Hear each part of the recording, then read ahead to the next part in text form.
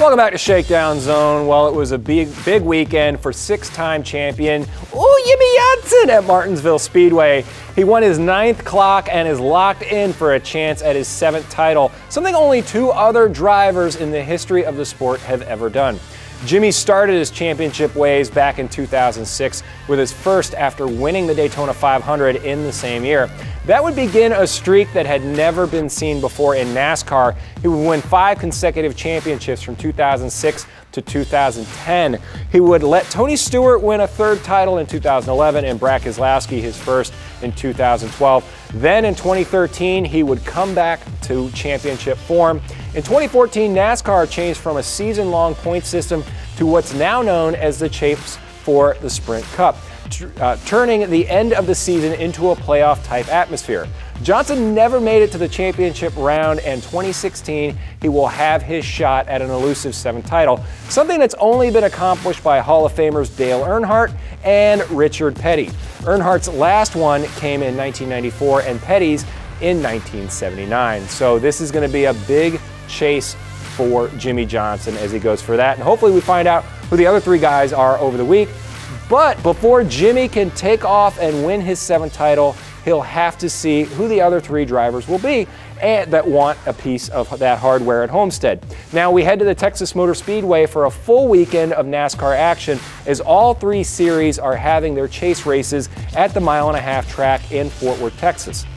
We start with the NASCAR Camping World Truck Series on Friday night for the Longhorn 350. That will be on FS1 at 8:30 p.m. Saturday, the Xfinity Series has the O'Reilly Auto Parts Challenge at 3 p.m. on NBC.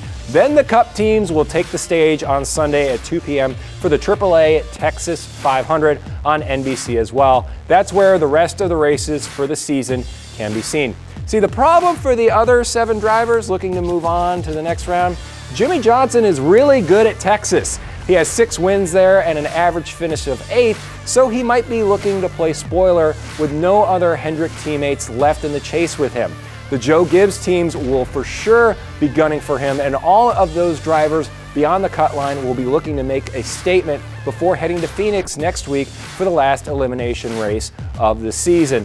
Now, honestly, I think the Joe Gibbs guys have the best weekend, but Jimmie is looking to make a statement saying he's back. He wants his 7th title, and if he's up on that pedestal with Dale Earnhardt and Richard Petty, you can't but not give him the respect he deserves. So for all those years he was winning, he wins 5 straight championships, something really I think only the Boston Celtics have done in another major American sport. No one gave him the respect, no one paid attention to him, even though he was winning and winning and winning. He's got a couple 500s under his belt, but he's never gotten the respect.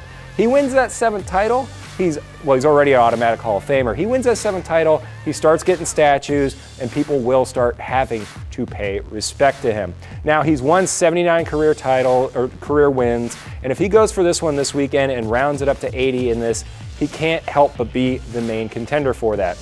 Now, when we're heading to Homestead, the other 3 chase series will be also racing in the next 3 weeks as we head to, of course, Texas, Phoenix, then Homestead, Miami Speedway. So big weeks for everybody.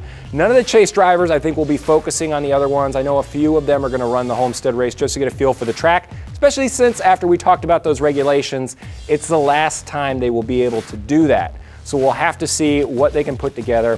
And now at Texas, being a 1.5 mile, it's very tricky, very slippery because it's still a little warm there. And they're running in the afternoon, so they'll have to see what they can put together. None of the stuff they did in the spring, because it was in the evening, will ever work there at this time of year, because again, it gets slippery and it's going to be a mess.